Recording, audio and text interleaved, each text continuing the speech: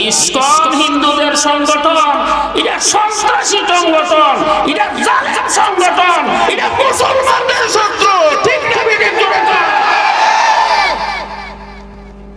এই সংগঠন অবিলম্বে বাংলার জমিনে নিষিদ্ধ ঘোষণা করতে হবে। এরা আমাদের এই দেশের শত্রু, মুসলমানের শত্রু। এমনি আমরা এই বাংলাদেশের মধ্যে মুসলমান নাগরিক আছে, হিন্দু নাগরিক আছে, ইহুদি আছে, খ্রিস্টান আছে, আছে না? আমরা যারা এই দেশের নাগরিক সকলে আমরা দেশ রক্ষা করতে হবে। ঠিক না? প্রস্তুত থাকেন। এমনও হতে পারে এতদিন আন্দোলন করেছি ধর্ম রক্ষা করার জন্য, এখন আন্দোলন করতে হবে দেশ রক্ষা করার জন্য। ঠিক না?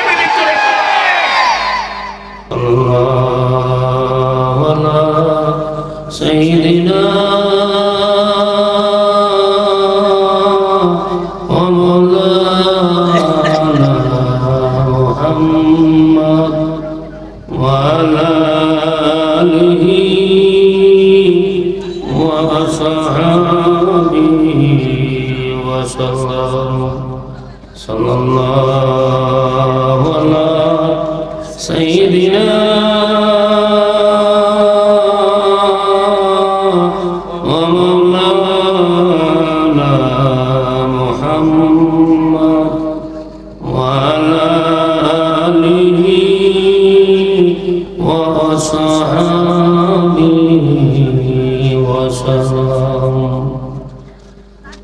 দাউদপুর মুহাম্মাদিয়া কোরআনিয়া হাসানিয়া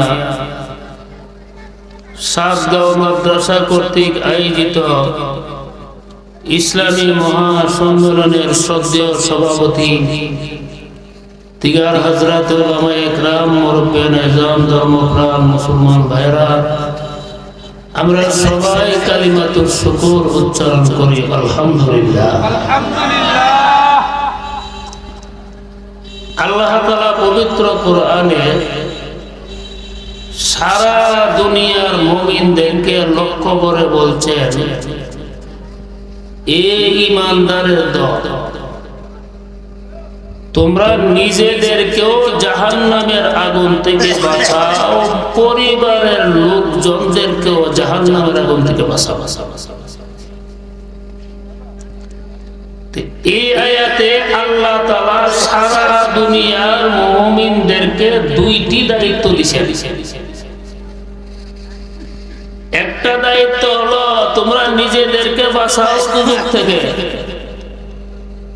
দুই নম্বরের দায়িত্ব হলো তোমার পরিবারের যে লোকজন আছে, বিবি বাচ্চা ছেলে মেয়ে, এদেরকেও জাহান্নামের আগুন থেকে বাঁচাও।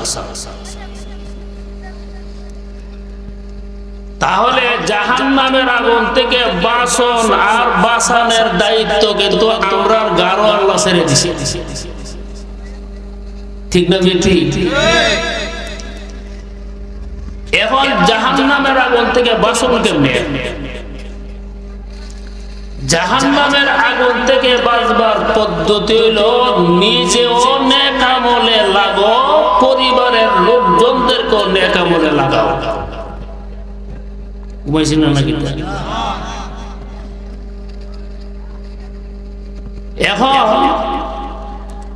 আপনার যে সন্তান সন্ততি আছে, এদেরকে জাহান্নামের আগুন থেকে বাঁচাইবার একটা ব্যবস্থা আছে। এটা হলো আপনার সন্তান সন্ততিদেরকে যদি মাদ্রাসার মধ্যে ভর্তি করে, মাদ্রাসার আসাতিজে کرام আপনার বাচ্চাটাকে তিলে তিলে বড় করে আলেম বানিয়ে, আবেদ বানিয়ে জান্নাতে যাওয়ার ব্যবস্থা করতে হবে। ঠিক না ঠিক? অনেকে আলেমরা কি করে, এরা তো বেকার, নাস্তিকের দলেরা তো আলেম বেকার। ঠিক না বেঠিক? জোরে কর। ইমানদারের আলেমদেরকে বেকারের জমাত বলতে পারে না। আলেম ওলামারা এমন কাজ করে আর কোন শিক্ষাঙ্গনের শিক্ষকের দ্বারা সম্ভব না।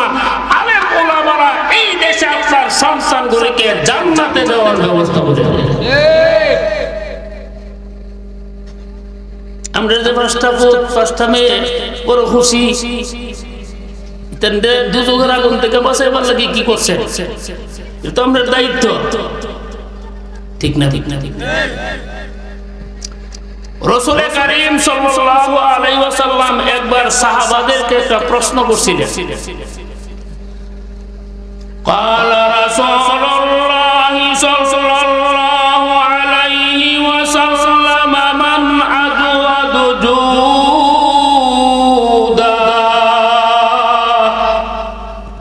এ সাহাবারা তোমরা কি জানো সবচেয়ে বড় দানবীর কে? قالوا الله ورسوله أعلم সাহাবারা বললেন আল্লাহ আর আল্লাহর রাসূলই ভালো জানে সবচেয়ে বড় দানবীর কে। قال رسول الله صلى الله عليه وسلم الله أجود جودا রাসূল বলেন আল্লাহ হলো সবচেয়ে বড় দানবীর। কেমনে? আমরা মানুষকে দেই চাইলে আর আল্লাহকে আমি দেই চাইবার আগে বলি এমন দানবীর আর ভাইবে চাইবার আগে দিলাম। এই যে দুইটা চোখ দিয়া দেখতেছে, এই দুইটা চোখ কে দিয়েছে? চাওয়ার পরে দিছে না চাইবার আগুই দিয়েছে? চাইবার আগুই দিছে। এমন অমূল্য সম্পদ দুইটা চোখ আল্লাহ আপনাকে দিছে, জীবনে একটা চোখ যদি নষ্ট হয়ে যায় সারা দুনিয়ার ডাক্তাররা কিয়ামত পর্যন্ত চেষ্টা করে আপনার একটা চোখ বানায় দিতে পারবে না। ঠিক এই কথা কইছ করে তোরা দি বুঝুর বেড়া তো বুঝের কাজ করিস। তাহলে সবগুলি কি সায়ালছি না সাইবার আগে দিছে? কেড়ে দিছে আল্লাহ জানে চোখের দরকার আছে। এই যে দুইটা হাত দিল, একটা হাত যদি কোনি পর্যন্ত হুচ্চা জায়গা আর কেটে ফেলে দে, সারা দুনিয়ার ডাক্তার এই হাত ফিলাপ করবার মতন আর ব্যবস্থা না। হাত কি সায়ালছি না সাইবার আগে দিছে? না আমরা ঘুমাই গেছি আরো জোরে। এই যে দুইটা পা, হাড়ু পর্যন্ত যদি একটা পা নষ্ট হয়ে যায় সারা দুনিয়ার ডাক্তার এই পাওয়ার ফিল আপ করতে পারবে না। সারা জীবন মরণ বল লেংদা ভাবে চলবে।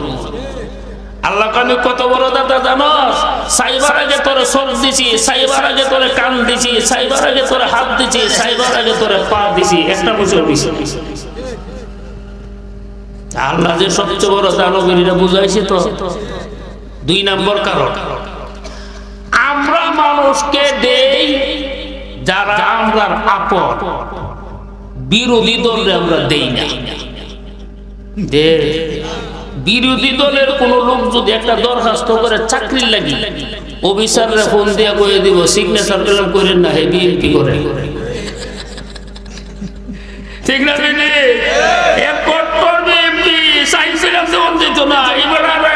দরখাস্ত ফাইল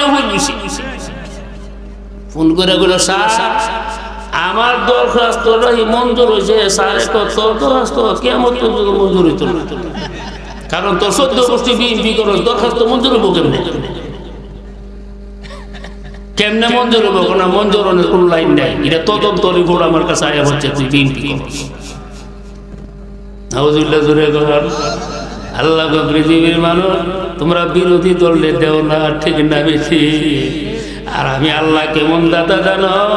আমার দলের লোক যারা তাদেরকে দেই, যারা আমাকে মানে তাদেরকে দেই, যারা আমাকে মানে না তাদেরকে দেই, যারা আমার উপর ঈমান আনছে তাদেরকে দেই, যারা আমার উপর ঈমান আনছে না তাদেরকেও দেই, যারা আমার বিশ্বাস করছে তাদেরকে দেই, যারা আমার অস্তিত্ব বিশ্বাস করে না, যারা আমাকে বিশ্বাস করে না, আমি যে আল্লাহ আছি তারা বুঝে না, তারা জানে না, তারা স্বীকার করে না, আমি আল্লাহ তাদেরকেও দেই। আল্লাহ ধরে না আমরা ঘুমাইছি। আরে বাবা, আল্লাহরা গাইলে দিতেছে কিন্তু বেটারে দিতেছে। আপনারা গাইলে জীবন হেসবেন করবার নি, হেজমনা করবারের গাড়াটা নাই। আবার দুশ্মনকে দেয়। আমার আল্লাহ দুশ্মনটা দিয়েছে। আল্লাহ একটা ঘটনা বলবো নি অল্প সময়। হযরত ইব্রাহিম আলাইহিস সালামের অভ্যাস ছিল উনি মেহমান নিয়ে খানা খাইতেন। অভ্যাসটা ভালো না? যে বাড়ির মধ্যে মেহমান আইব বেশি বাড়ির ভাগ্যবান, আর যেটার মধ্যে বছরের পর বছর মেহমান আয় না কুচত্রাবাদ। অনেক মানুষ হচ্ছে মেহমান এলে স্যারেরা ফিলা ফিলা যেমন মুখটা জুতার তলাটা করে করছে, ঠিক না? বিয়ে আঙ্গুর আপেল বেদানা নাশপাতি সব রয়ে আছে বিয়ার বাইরে বেড়াইতে। আয়া দেখে বিয়ে বাড়ি তো গেল, বিয়া সালাম আলাইকুম, ভালো নি? তো ভালো বিয়ে সতাশের বাদ দিয়ে আমি এসে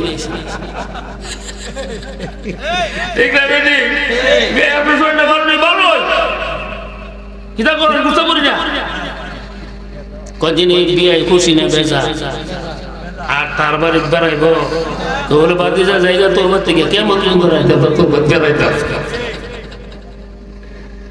ঠিক না বেটি? মেহমান নিয়া খাওয়া এটা সুন্নত, নবীদের সুন্নত। ইব্রাহিম আলাইহিস সালাম একবার খানা খেতে বসবে, মেহমান নাই।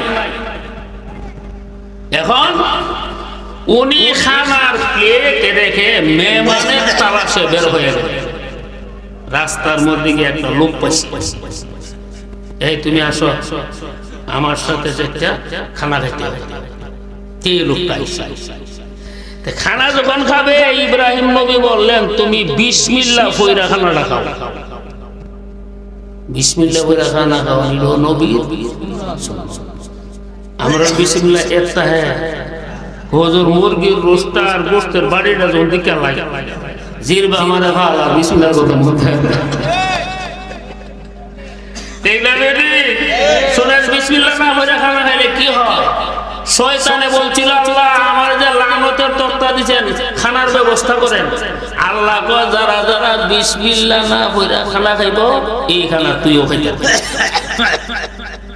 আমরা যখন বিসমিল্লাহ ছাড়া মুরগির রোস্টটা কামড় দেই, আমরা কামড় দিই একবার যোদা, শয়তানে কামড় দেয় আরেকবার। খানাটা নিব আমরা খাই, শয়তান হয় এখানে আমরা ফেরের রূপ ভালো না, ঠিক না? ঠিক জোরে কর। তুমি বিসমিল্লাহ পড়ো পড়ে খাও। সে বলল হুজুর আমি বিসমিল্লাহ পড়ম কেমনে? আমি তো আল্লাহর উপরেই ঈমান আনছি না। বিসমিল্লাহ পড়তাম কেমনে? তুই কিতা? হুজুর আমি আগুনের পূজা করি। আগুন হলো আমার মাপ। নাউযুবিল্লাহ জোরে কর। আমি আগুনের পূজা করে আমি বিসমিল্লাহ পড়লে কোন দরকার আছে? ইব্রাহিম নবী গেছে রাগ হইয়া, বেঈমান মুশরিক তোরা খাইতে এইবারে তুলে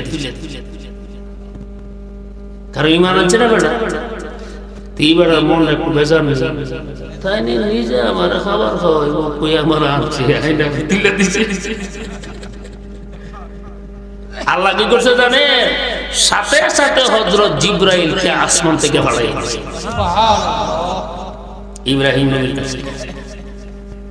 জিবরাইল আমিন বলেন হে ইব্রাহিম খলিলুল্লাহ, মহান আল্লাহ আমাকে আপনার কাছে পাঠাইছে একটা মালামত করার জন্য। আপনাকে আমার মালামত করতে? কি মালামত? সুবহানাল্লাহ, আমি কি অপরাধ করলাম? আমিন বলেন একটা লোকরে যে খানা দিচ্ছেন না তারে তারাইয়া দিছেন। আমি এই লোকটা সম্পর্কে জানেন না বলে না, সে 70 বছর যাবৎ আগুনের পূজা করতেছে, আল্লাহর নাম কোনোদিন সে নেয় না। কিন্তু আমার আল্লাহ রাগ করে তার এক বেলার খানাও বন্ধ করেন না। আল্লাহ আল্লাহ 70 বছর ধরে খাওয়াইতে যত আগুনের পূজা করে আপনি খাওয়াবেন নি? আমনের কথা মতো যদি কেউ না ফুতেও যদি কথা না মনে করে জুদা করে ই পুত্রে আমার ঘরে কোনো খাওয়ানোর ব্যবস্থা পুত্রে জুদা করেনি, ঘুমাইছে না গীতা? আপনারা ভূতার দিয়ে জুদা করেননি, কিলেই করেন বাবা দীক্ষা কমান মনে বের করবো।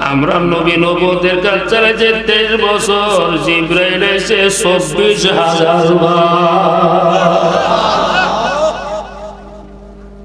জিবরাইলকে আমার আল্লাহ পাঠাইছে, পাঠাইয়া তোমার ব্যাপারে দরদ দেখাইছে। আল্লাহ আল্লাহ আমার আল্লাহ বলে তোমার একবেলার কেন বন্ধ করে নাই, আমি কেন তোমার উঠাই না, এটা আল্লাহর কাছে ভালো লাগছে না। এই কারণে আমারে অভিযোগ করার জন্য জিবরাইলের মতন মহান ফেরেশতারে পাঠাইছে। এই কারণে পাগলের মতন তোমাকে তালাশ করার জন্য আমি গেলাম, তোমাকে পাইলাম। এটা হলো তোমার দ্বিতীয়বার তালাশ করে আনার কারণ। ওই সময় পূজারী বললেন, ইব্রাহিম, এর দ্বারা আমি বুঝলাম তোমার মাবুদ বড় দয়াল। তোমার মাবুদ বড় দয়াল, এটা আমার বুঝে এসেছে। তোমার মাবুদ হলো রহমান। আল্লাহ জোরে গো, আরে জোরে, আর রহমান আল্লামাল কুরআন। সুবহানাল্লাহ কো। আল্লাহ হলো সবচেয়ে বড় দয়াল। আল্লাহর মতন দয়াল আছেও? হ্যাঁ, আল্লাহর দয়াটা হলো দুই প্রকার। কোন কোন সময় দেখতে দেখা যায় বিপদ, আসলে আল্লাহর রহমত। বিপদের আগে আল্লাহ দয়া করে। এ কারণে বিপদ আসলেই হরতাল দিবেন না, যান নামাজ পড়তাম না, আমি নামাজ পড়ি, আমার খেতে দানো না, আমি নামাজ পড়ি, আমার মধ্যে রাখা মানে শুনে আমি নামাজ পড়তাম কি লেগে এলাকারে বিয়ে হোক, বিপদটা তোর লেগে নিয়ে আমো যে তুই বুঝোস না, ঠিক না কথা? এই বিপদকে নিয়ে আমাদের একটা এক্সাম্পল দিতাম আপনারা সামনে। এক মন্ত্রী এর বন্দরে নিয়ে গেছে পাহাড়, দুটোটা মুসলমান, কিন্তু মন্ত্রীর বন্ধু হলো আল্লাহ। কেমনে জানে মন্ত্রীর একটা আঙ্গুল গেছে গাছ, রক্ত পড়তেছে। তখন বন্ধুর গেল, বন্ধু দেওস না, আমার আঙ্গুল কেটে গেছে, অত বড় বিপদ। বন্ধু তুমি ঘাবড়াইও না, এটা আল্লাহর রহমত। মন্ত্রী বাতিজার বউ, আমার কাছে আঙ্গুল কেটে তুই মজা করো, শুনবি আঙ্গুল কাটা আবার রহমত হলো কেমনে, রক্ত পড়তেছে দি বন্ধু মনে করো এটার মধ্যে আল্লাহর যে কোন একটা রহমত আছে। কিন্তু মন্ত্রী কথাটা কেন বিশ্বাস হয়েছে, তুই আমার সাথে উপহাস কর, আমি বলছি বিপদ, আমার সাথে সিদ্ধি করিস না, এতে বুঝি বন্ধুর কাম নেই। দুজন কুয়ার পারে গেছে পানি পান করার জন্য। মন্ত্রী কিতা করছে, ধাক্কা দিয়া তার বন্ধুরে কুয়ার পালাই দিছে। কেউ আমার কুয়ার তলে লেগে রে। মন্ত্রী কো এটার মধ্যে আল্লাহ যে কোন একটা রহমত আছে। এ ওই আগের কথা না, আমরা বুঝছি না কিটা বদলা তুলছে, বদলা। বন্ধু ক তুমি যে আমার পথ পলাইছো, অবশ্যই এটার মধ্যে আল্লাহর যে কোন একটা দয়া আছে। মন্ত্রী কো তুই তোর দয়া লয়ে বয়া থাক, আমি বললাম কুয়া থেকে তুলতাম না, তুই তোলনের কোনো দরকার নাই, আল্লাহ আমার। ওই এলাকার হিন্দু ব্রাহ্মণে ফতুয়া দিছে যে এবার আমরা পূজার মধ্যে ওগুলা মুসলমান জব করবো লাগবো। আগে বেশি তো ঠিক না, কুত্তা গরু ঢুকলে এটার কোনো সমস্যা হচ্ছে না, মুসলমান গরু ঢুকলে সমস্যা, হাড়ি ফাতির সব পালাই দেওয়া। কুত্তা ঢুকছে কোনো অসুবিধা নাই, ছাগল তো কোনো অসুবিধা নাই, মেয়েরা কোনো মুসলমান হাড়ি ফাতি ফালা ফালা ফালা ফালা গন্না ভাবি। ইমন নজরে দেখতো হিন্দুরা মুসলমানদের, ঠিক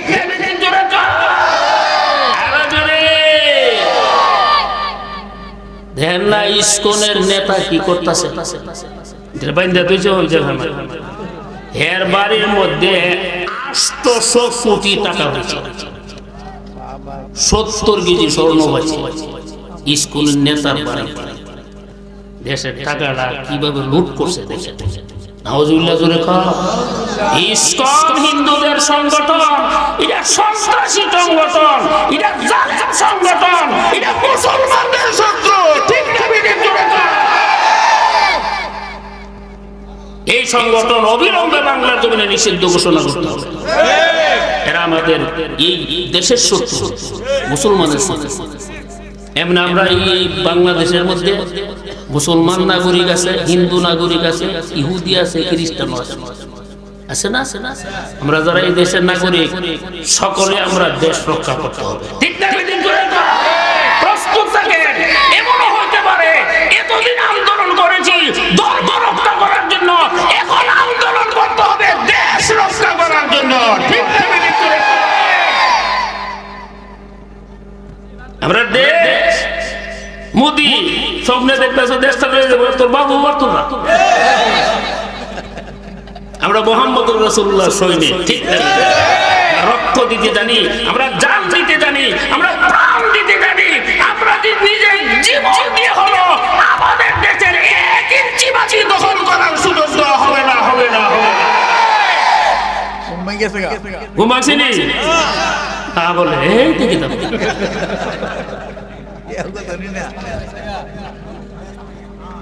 আমরা আমাদের দেশকে ভালোবাসি, ঠিক না? দেশের মহব্বত আপনাদের অন্তরে আসেনি, উলামাদের অন্তরে আসেনি। এই দেশের বিরুদ্ধে চক্রান্ত করলে এই দেশের আলেম উলামারা, কওমি মাদ্রাসার ছাত্ররা জীবন দেওয়ার জন্য পথে নামবে, ঠিক না? আমরা আমির সাহেব রহমাতুল্লাহ বলতো, বারো তোমরা যদি আমরা দেশটা দখল করো, আমরা 3 দিকে হইলো তোমরা রাষ্ট্রটা, আমরা কিন্তু তোমরা ক্যান্সার হয়ে যাবো গা। কি হয়ে যাবো গা? মনে করেন পুরা বডি বালা হার্টের মধ্যে ক্যান্সার হয়েছে, এই বডি টিকবো? আর আমরা তোমাদের ক্যান্সার হয়ে যাবো, বড় খন্ড খন্ড হয়ে যাবে, টুকরা টুকরা হয়ে যাবে, ভারতের মধ্যে মুসলিম রাষ্ট্র কায়েম হবে, ঠিক না? ইসকন এটা সন্ত্রাসী সংগঠন, বুঝাইছে? এরা সন্ত্রাসী। সাইফুল ইসলাম নামে এক বুকটে তারা হত্যা করছে মুসলমান দিবালোকে মানুষের সাথে। কত বড় জঘন্যতম অপরাধ। কিন্তু আজ পর্যন্ত বাংলার জমিনে কোন হিন্দুদের বাড়িতে আজও আক্রমণ হয় নাই, কারণ এই দেশের মুসলমান শান্তিপ্রিয় মুসলমান। আজ পর্যন্ত কোন মন্দিরে আক্রমণ করা হয় নাই, কোন হিন্দুর বাড়িতে আক্রমণ করা হয় নাই। আমরা আন্দোলনের সময় হিন্দুদের মন্দির মাদ্রাসা ছাত্ররা পাহারা দিচ্ছে, ঠিক না? আপনারা দেখেন না এইগুলি?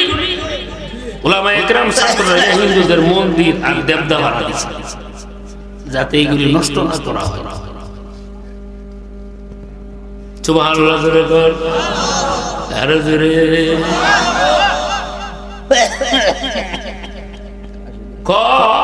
এই বছর আমরা পূজার মধ্যে একটা মুসলমান বলি দিব, মনে আছে? বলিও তো কিতা আদর করো, এক কুবে কেল্লা ফেলাই দেব। একটা হইলো জব আর একটা হইলো বলি। জব হইলো আমরা মুসলমান যেটা করি, বিসমিল্লাহির রহমানির রহিম, আল্লাহু আকবার, এটা হইলো জব। আর ব্রাহ্মণে বট পড়তে পড়তে পড়তে পড়তে পড়তে পড়তে মারে কেলা গেছে, এটার নাম হইলো বলি। ইসলামে বলি সমর্থন করেন করে। ব্রাহ্মণে হিন্দু গুলা মানলে বললো তোরা হাহারো যা, অনেক সময় মুসলমান বড় বড় লোকেরা হরিণ শেয়ার করবার লাগে যা গিয়ে দেখে একটা 50 জন হিন্দু গুলা গেছে গিয়ে মন্ত্রী লাগাল হয়েছে, লাগাল হয়ে বাচ্চা যারা বেঁধে রয়েছে। কিতা রে বাবা, কিতা কিতা আমরা পূজার মধ্যে বলি দিব। ও আল্লাহ, ও তো বড় গোছ আমার রূপে। আরে কেন কিছু তোর রাতবার ব্রাহ্মণ গোছে? চলেন 50 জনের সাথে পারবো। আর মন্ত্রী তো সরকারি হারাম হয়েছে, ব্রাহ্মণ মহাশয় একজন মুসলমান পাইছি, খুব সুন্দর দেখতে, শুনতে পারো। ব্রাহ্মণে বললো তার বলি দাও। ব্রাহ্মণ আবার বললো কিরে বলি যে দিবে, বলির তো একটা শর্ত আছে। কিতা? শরীরটার মধ্যে কোনো কালা সিরা থাকতো না। সুবহানাল্লাহ, যদি কোনো কালা পোড়া থাকে এটা বলে দিলে যাই যেত না রিবারের কাটা আসেনি কিতা